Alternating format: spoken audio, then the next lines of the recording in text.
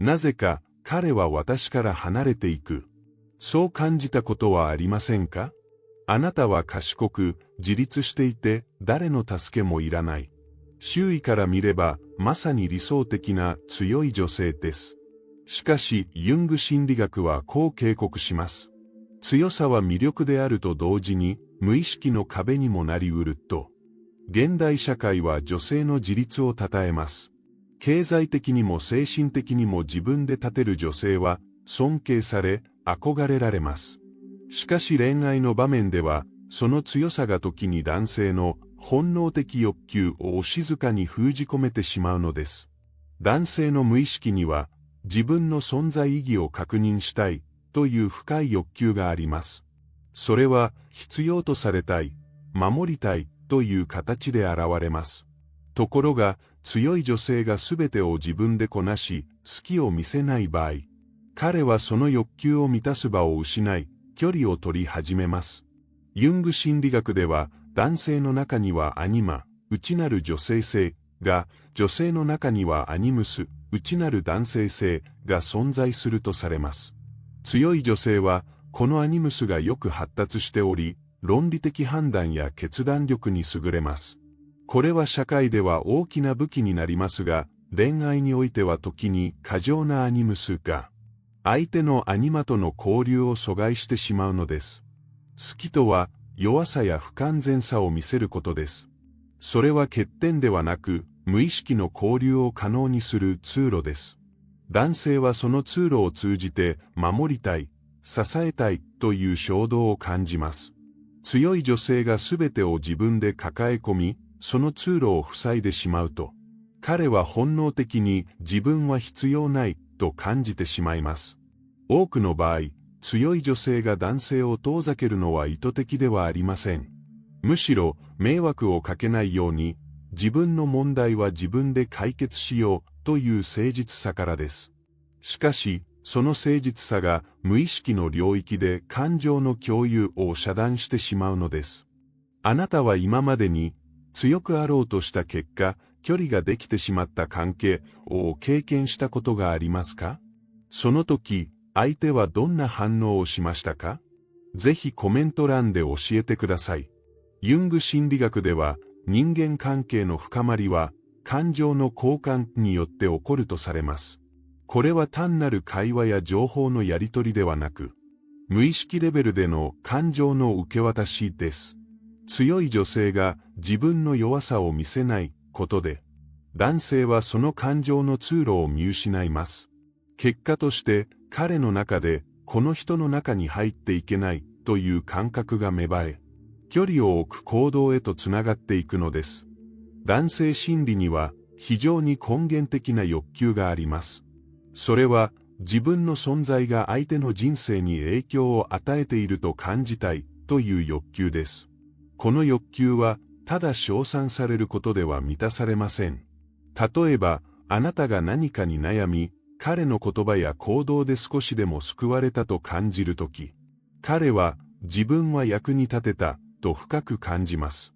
逆に、あなたが全てを自分で解決し、助けを求めない場合、彼は自分の存在は必要ないのでは、と無意識に感じ取ります。ユングは男性の無意識に眠る保護者の原型について語りました。これは誰かを守ることで自分の存在意義を確認する本能です。強い女性がこれを意識的に奪うつもりがなくても、好きを見せない態度が結果的にこの本能の目覚めを阻害してしまいます。男性が距離を置き始めるとき、その理由を言葉にすることはほとんどありません。連絡の頻度が減る。会話が表面的になる。感情的な話題を避ける。これらはすべて無意識が送る拒絶サインです。実際には嫌いになったわけではなく、自分が必要とされていないという感覚が行動を変えてしまっているのです。あなたはこれまで相手にもっと頼ればよかったと思ったことがありますか？それはどんな瞬間でしたか？ぜひコメント欄で教えてください。ユング心理学では人間の無意識は役割を求めるとされます。恋愛において男性が自分の役割を見出せないと、その関係は心理的な土台を失い、やがて形だけのものになります。男性は相手の役に立てていると感じることで、無意識の中でこの人を守るという使命感が育ちます。しかし、強い女性が全く頼らずに立っていると、彼はその使命感を持つきっかけを失ってしまうのです。最初は情熱的だった関係が急に冷めてしまう。その背景には、この必要とされない感覚が静かに広がっていることがあります。強い女性が完璧に振る舞えば振る舞うほど、男性は自分の居場所がないと感じ始めます。これは批判ではなく無意識の反応です。ユングによれば、男性の内なる女性性、アニマは、感情的な交流や弱さの共有によって育まれます。しかし、相手が好きを見せないと、このアニマが相手とのつながりを感じられなくなります。その結果、彼は表面的には関係を続けていても、心の深い部分では距離を取るようになってしまうのです。ここで重要なのは、好きを見せることは弱さではなく、信頼の証であるということ。あなたにはこの一面を見せてもいいと感じたとき、男性は深く結びつきを感じ、本能的欲求が目覚めます。逆に、好きを見せないままだと、彼は自分が外側の人間だと認識し、その関係に全身を委ねなくなります。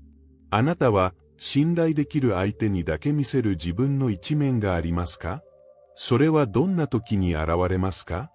ぜひコメント欄で教えてください。好きを作るとは無防備になることではありません。それはあなたの強さの中にある人間らしさを見せることです。例えば、今日はちょっと疲れたと素直に言う。小さな失敗を笑い話にする。助けてもらったら心から感謝する。これらは自分の価値を下げるどころか、むしろ信頼と親密さを高めます。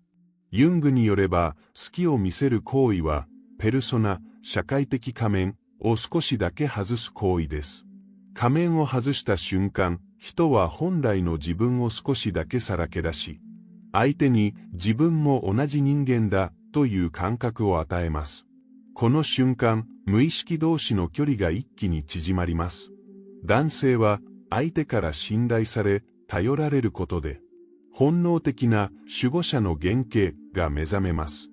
これは依存させるという意味ではなく、相手の役割を持つことで自分の存在意義を感じるということです。完璧さは尊敬を集めますが、親密さは生みません。逆に、ほんの少しの不完全さは、相手に自分の入り込める場所があると感じさせます。それが男性を夢中にさせる心理的な仕組みなのです。あなたは最近誰かに小さな弱さを見せたことがありますか？その時、相手はどんな反応をしましたか？ぜひコメント欄で教えてください。ユング心理学では、恋愛の持続は無意識の結びつきによって支えられると考えます。最初の熱は情熱や外見的魅力で生まれますが、それだけでは長く続きません。やがて必要になるのは、この人と一緒にいると安心するという感覚です。好きを見せることは、この安心感を生み出す最も自然な方法の一つです。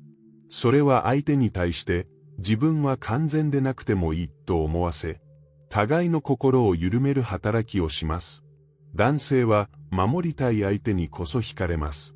ただ可愛い、ただ魅力的というだけではなく、自分が関わることで価値を高められる存在だと感じたとき、その関係に深く関わろうとします。好きは男性の無意識にこの感覚を芽生えさせるスイッチなのです。完璧な強さは相手を尊敬させますが、同時に距離を置かせます。それは自分が入り込む余地がないと感じさせるからです。ユングはこれを心理的距離の固定化と呼びました。ここで勘違いしてはいけないのは、好きを見せることと依存は全く違うということです。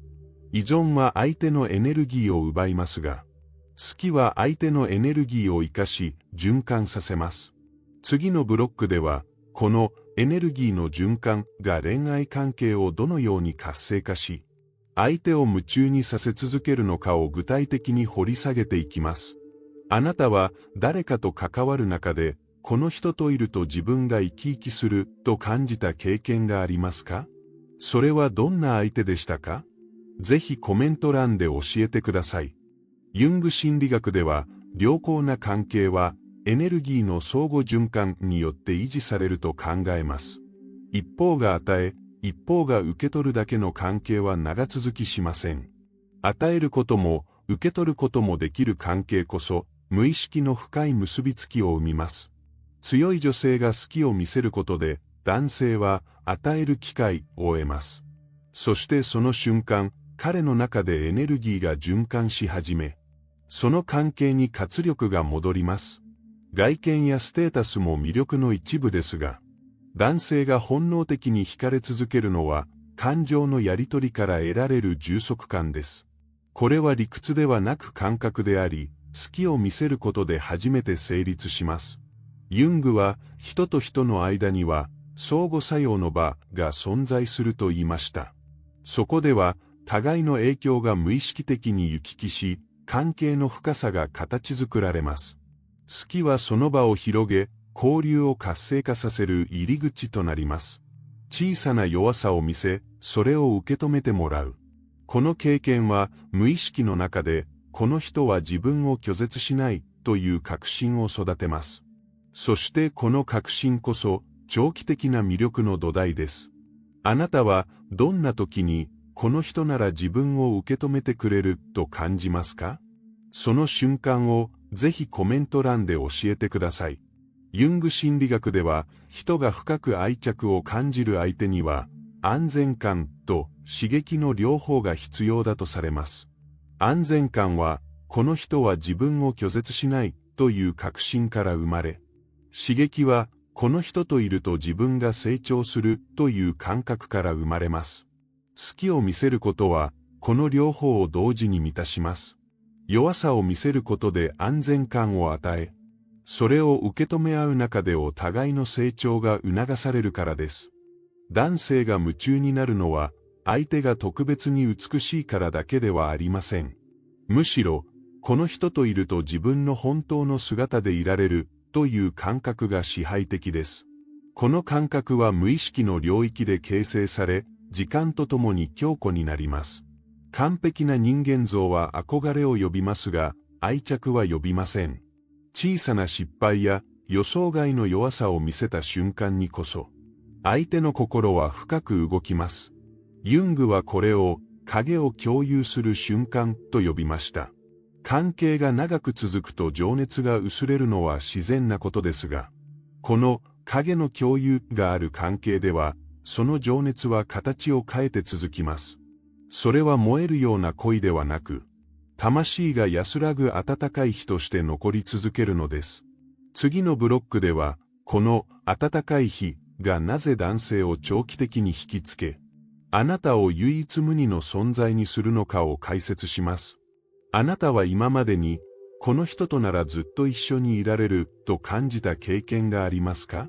それはどんな瞬間でしたか？ぜひコメント欄で教えてください。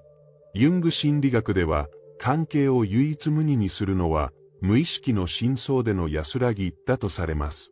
これは派手な愛情表現や劇的な出来事よりも強く、長く続くものです。男性が、この人となら自分を委ねられると感じる瞬間、その関係は彼にとって替えの利かない存在になります。人は理性で好みを語りますが、無意識は別の基準で選びます。無意識が求めるのは、自分の影を受け入れてくれる相手。そしてその影を否定せずに共に歩んでくれる存在です。強い女性が少しの好きを見せることで、男性の無意識は、ここは安全だと感じ、深い絆を形成し始めます。これは強さを捨てることではありません。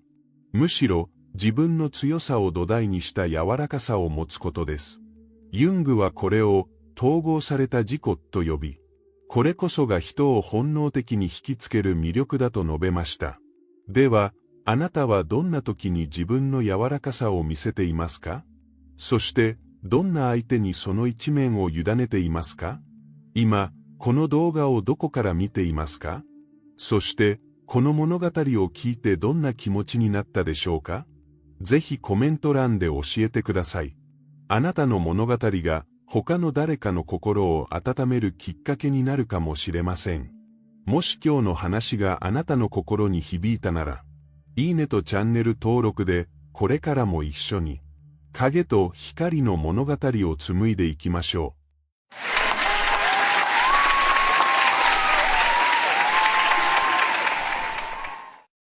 う。Sort of circular thing we're wanting you to anticipate here with us. We want you to understand that unless you're happy, you can't be happy.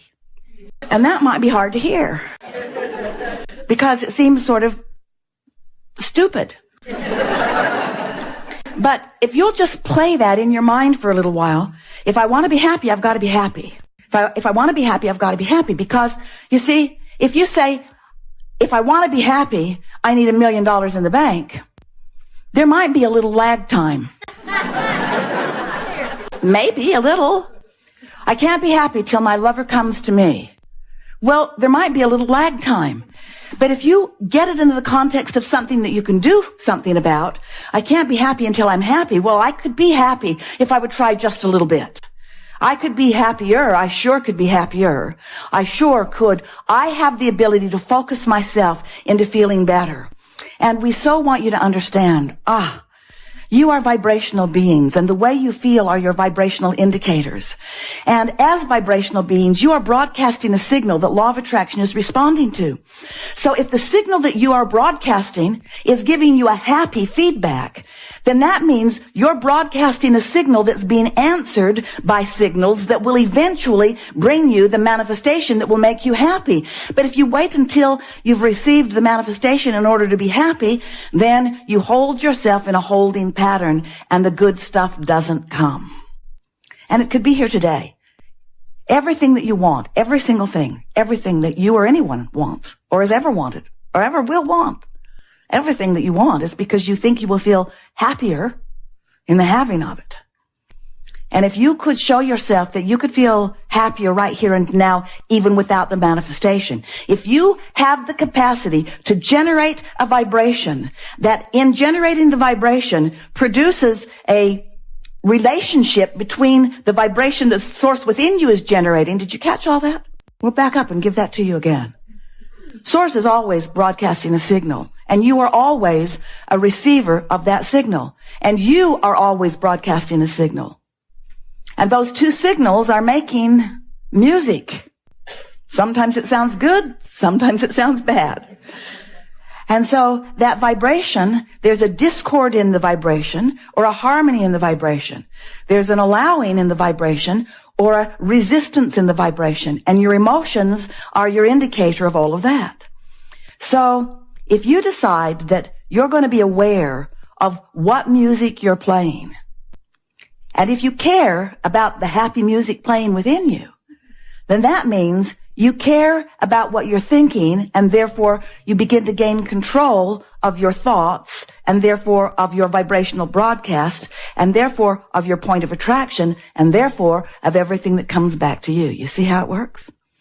But if you're paying no mind to how you feel, if you've got your sights only set upon what you want, and if what you want hasn't come, and even worse, it hasn't been coming, so now you're lonely, or you're defeated, or you're afraid, those emotions, that sad playing music, those emotions are your indicator that you're offering signals and you're not paying any attention to the signals that you're offering, and that matters really, really a lot. In fact, that's the only thing that matters. Because the only thing that has anything to do with you, let's put this in a really blunt place. The only thing that has anything to do with what's coming to you is what you're broadcasting. That's all. Your point of attraction is completely about what you're thinking about. Now we could say, and how you feel about what you're thinking about, but those are only indicators. It really is about what you're thinking about. So if we can convince you that you want to be happy in order to be happy. Meaning you want to be happy in order to broadcast a signal, in order to have law of attraction respond to the signal, in order to bring a sequence of events and circumstances and things into your experience that once they come into your view where you can be, where they will be revealed to you. That sounds mysterious. What do you mean, revealed? Well, everything's vibrational. And some of you are good at revealing to yourself the content of the vibration earlier than others. We like how that sounded. Some of you have to wait till there's a full-blown manifestation so that you can translate it through your eyes and ears and nose and fingertips and tongue. In other words, till you lick it, you don't believe it.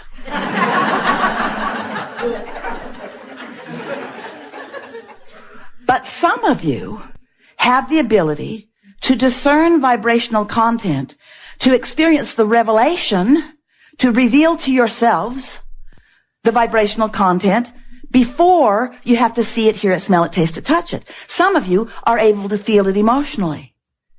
And that's what we want you to start reaching for, because if you will care about the discovery of what you want emotionally, which only means if it can make you happy before it's in your garage, if the idea of it makes you happy, if the anticipation of it makes you happy, if you have the ability to move your thoughts around in ways that you can feel joy in the absence of manifestation, not in the absence of your ability to discern vibration, but in the absence of manifestation, now you've got it figured out. Now you're happy before you have a reason to be happy, if the reason to be happy was the manifestation. So now something's just shifted a little bit. Maybe your reason to be happy doesn't have to be the manifestation. Maybe your reason to be happy can be your alignment with Source. So over time, we've been talking to you in lots of different ways, offering lots of different analogies, wanting to get your attention about this. And we say to you that you are the creator of your own experience. And you said, yay, ooh. You liked it for that long. You liked it for the split second that it meant somebody else isn't the boss of you. But in the moment that you accepted the responsibility for being the creator of your own experience, most of you started freaking out just a little bit.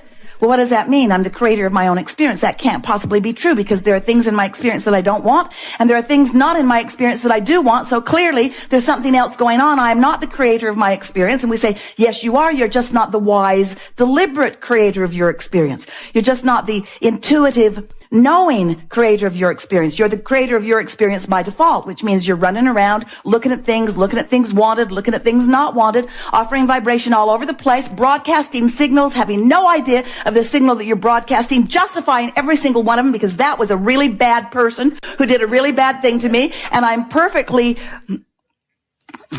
So, you are the creator of your own experience, we said to you. So after a while, you settled into that. All right. So how can I be the creator of my experience? We say, well, you have to understand that there are these laws, specifically the law of attraction, that is always in action. It's always responding. It responds to everything.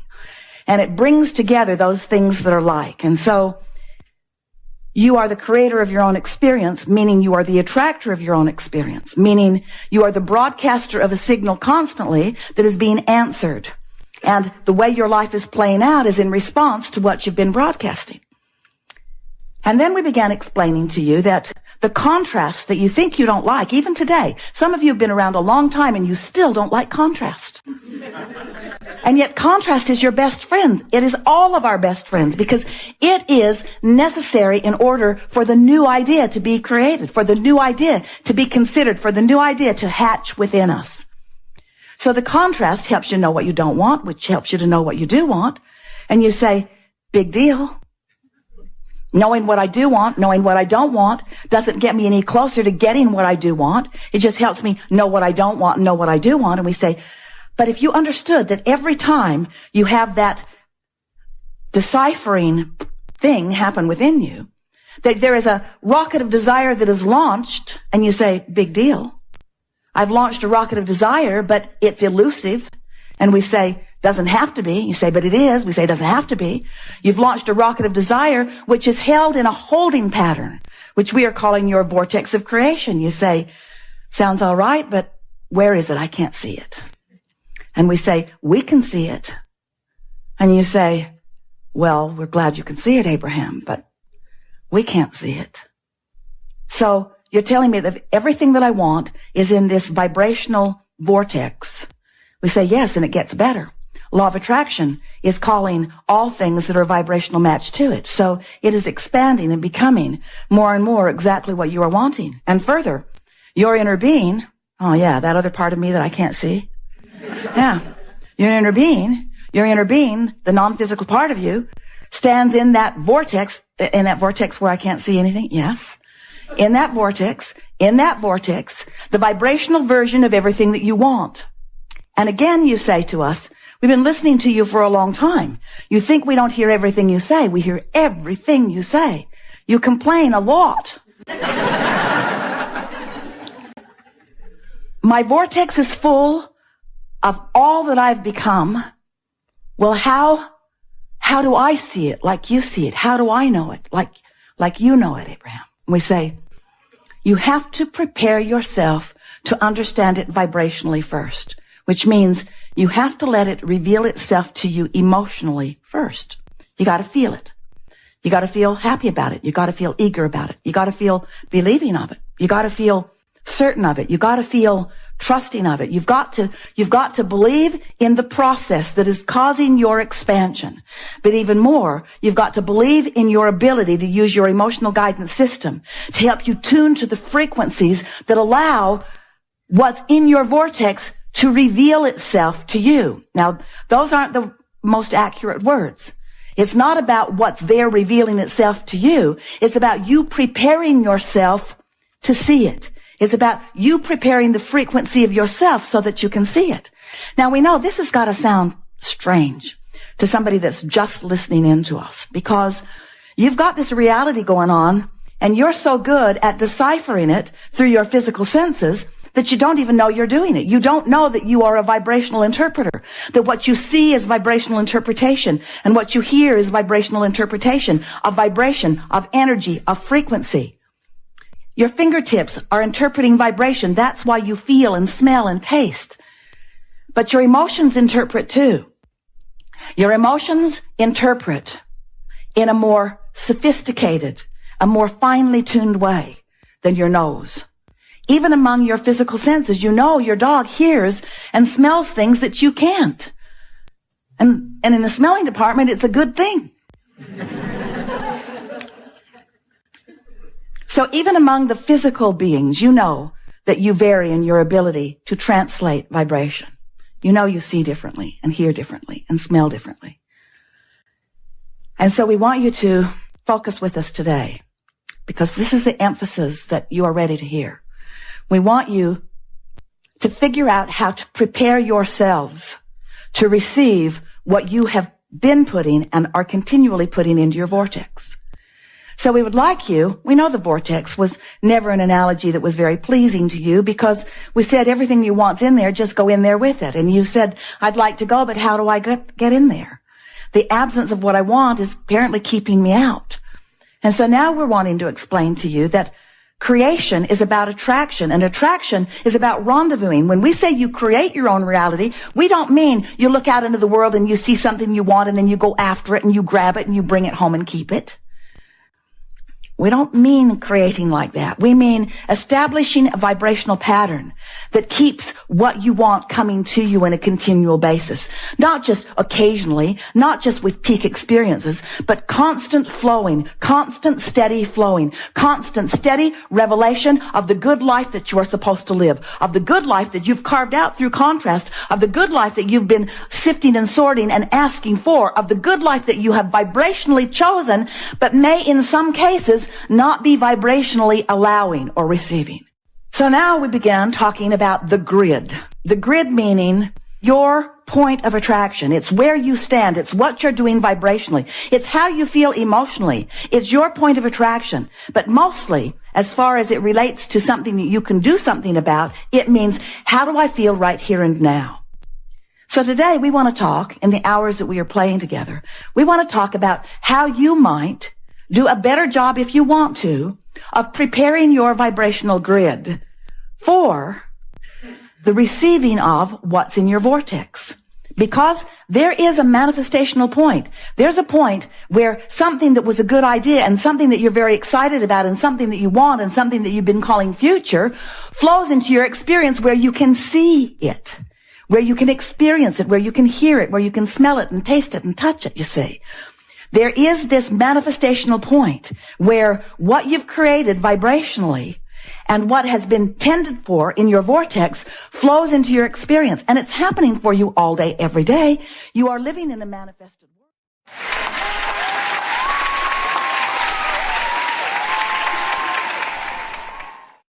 Almost everybody associates what they want with the resistance of yearning. And so we want to clarify something. When you give up resistance, sometimes it feels like you've let go of your desire, but you haven't. You've let go of the resistance of the desire. Does that make sense to you? It's not that you've stopped caring. You don't stop caring because once it's in the vortex, the larger part of you is caring really a lot. It's that you've just associated caring with yearning. So don't say that you've stopped caring because your desire is not only still there, it has evolved.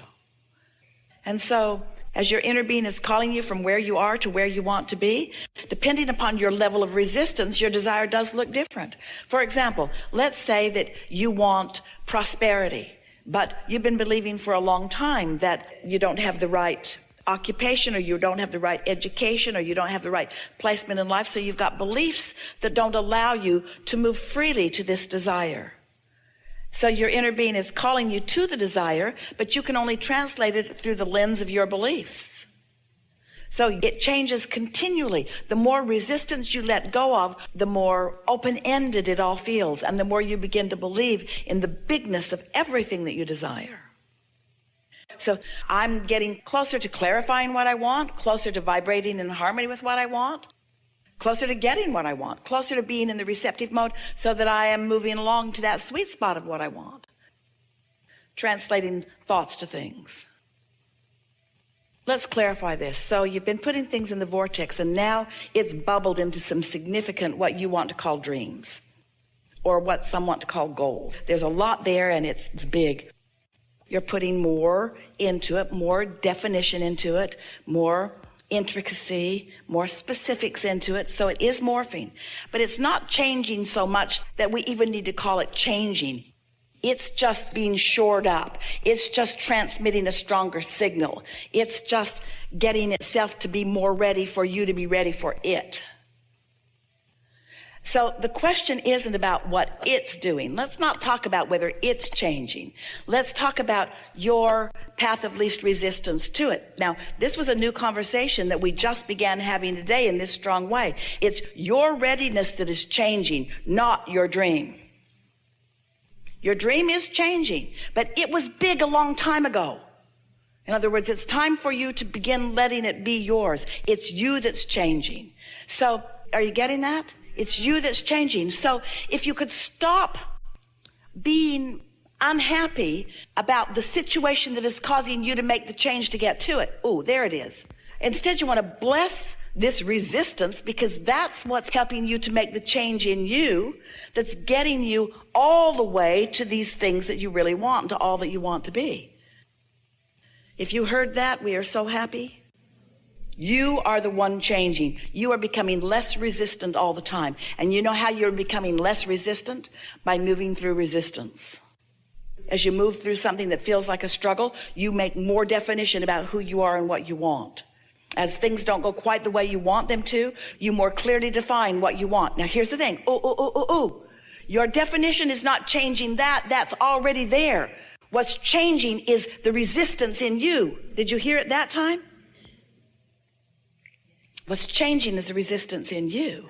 So you really want to say, just bring it on. I'm eager to learn. I'm eager to know. I'm eager to grow. I'm eager to become. I'm eager for whatever it takes for me to line up with this. And then, of course, do all the things we've been talking about. Talk about that. Talk about that. Talk about how you think that might feel. Use all the good words and all the good visualization that you can about it. But most of all, just chill out. Step 3 is your primary work. Step 1 is ask. You can't stop doing that. Step 2 is source is already answered and the vortex has already been created and your vibrational reality already exists. Step 3 is the get happy part, the let go of the cork part, the feel as good as you can feel part in any moment that you can. Step 4 is get really good at step 3. That's all step 4 is. Step 4 is just being really good at step 3, mastering step 3, which means care so much about how you feel that when a thought comes, and they will, that don't feel so good, that you deliberately divert your attention. And then step 5 is our favorite step, really. That's where you're no longer mad at yourself when you're back in step 1. Because of what we just said, you understand the value of contrast.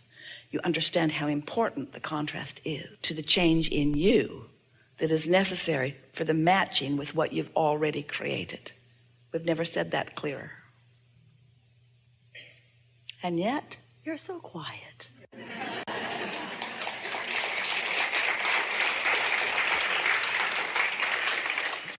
And so, sometimes contrast comes because there was contrast before that you gave your attention to. So you let the earlier contrast sort of set your thoughts. You sort of were responding more than you meant to thoughts, and then more contrast comes like it.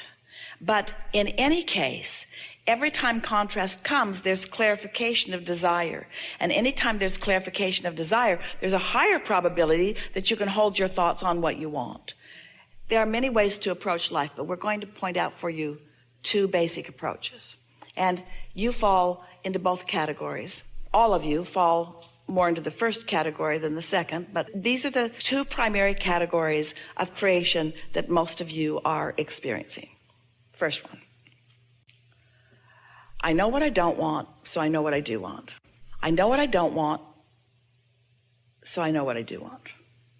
I know what I don't want. I really don't want that.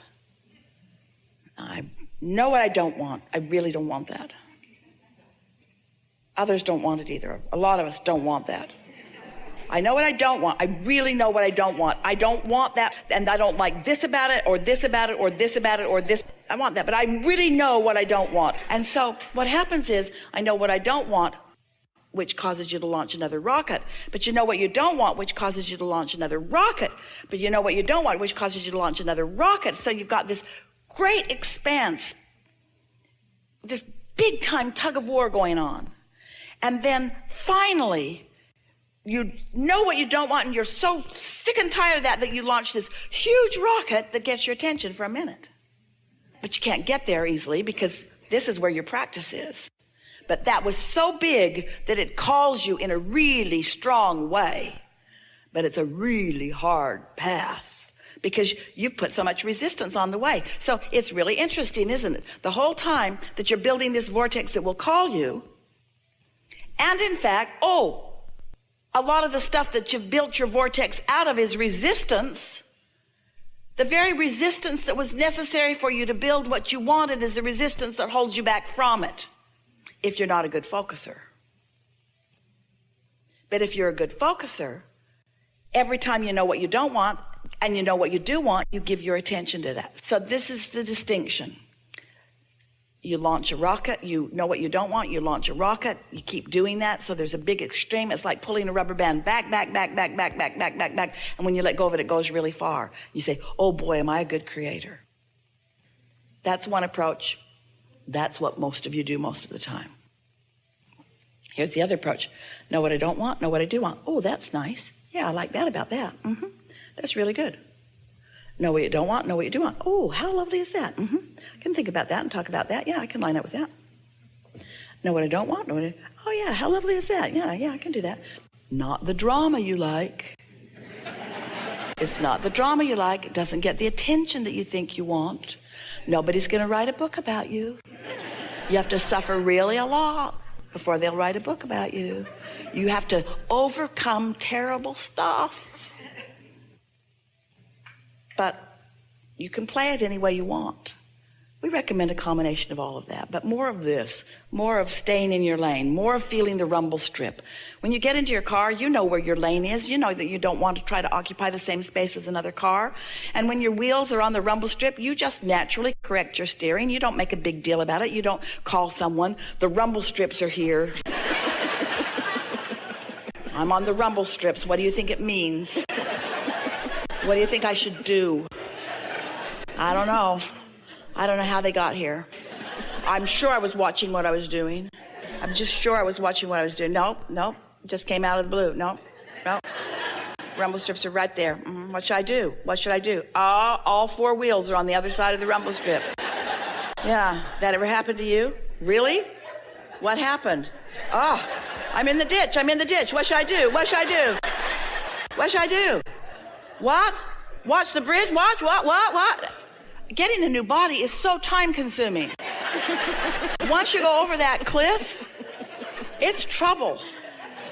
Where all you had to do is feel the rumble strip and do what you naturally do. You just correct your steering. You don't make a big thing about it. You accept it as guidance and you utilize it well. We want to point you in the direction of your vortex so that you can feel the bigness and the wholeness of it. So it helps when you accept, and many of you have, that it's logical that you've created this vortex, and so therefore isn't it logical that you've created a collective one? And isn't it therefore logical that what's happening on planet Earth and what future manifestations will be has everything to do with what's there now? So we just want to point out that there's always been a whole lot there, and that the evolution and expansion of all species, especially the human species, has been a wonderful thing, just like you all planned it being. But now this is your time. It's why so many, including us, are calling this the time of awakening, because it's the time of consciously focusing yourself in alignment with what you have vibrationally created. So the feeling of joy is more pervasive. The feeling of hands-on creating is more pervasive. There's more joy, more hands-on joy, more feelings of hands in the clay, more feeling of freedom, more sense of autonomy, more sense of right place, right time. And yeah, more manifestations that those counters will look at and use as their explanation of humanity and society and what's gone on, but they still are missing the big picture. And the big picture is the collective vortex, because that's where that world peace is that you all want. That's where that harmony, that's where that absence of disease is. That's where the everyone being able to eat. That's where the absence of hunger is. You see what we're getting at? There is so much more that humanity has been seeking. But what is humanity? Humanity is only the culmination of a whole lot of humans who are individually focused and asking for themselves personally, but it has created the vibrational existence of that which you want to call source. So it has created the vibrational existence of the potential for human allowance. But there will always be a gap between what you've created and what you have allowed. If you as an individual can allow yourself to say and mean, nobody else has to figure this out, I've got it. And if you can not feel the need to convince them all, or even to convince a lot of them, if you can just know it and live it and let it be demonstrated to you, then through the clarity of your joyous example, others will catch on too. Ooh, we felt the gasp in the room. Don't you like knowing that all that you seek already is, and that source stands focused on that, and that law of attraction is responding to that powerful beingness? Doesn't it make it certain that it will be for you, for any one of you, at any time that you allow it? And if you can just resist the need for everybody to get it before you get it, then you'll have it. See? If you can not lament those who don't get it or aren't understanding, if you can not push against those who are waiting for it to be manifested and then they're counting the beans of what's being manifested. If you can be the vibrational being that you were born being and that you were born to be, then, oh, what a sweet, sweet, sweet, sweet, sweet moment after moment after moment after moment after moment you have. And all anxiety just falls by the wayside because you know everything's always working out for you. And not just you, yous. Everything's always working out for yous. For yous.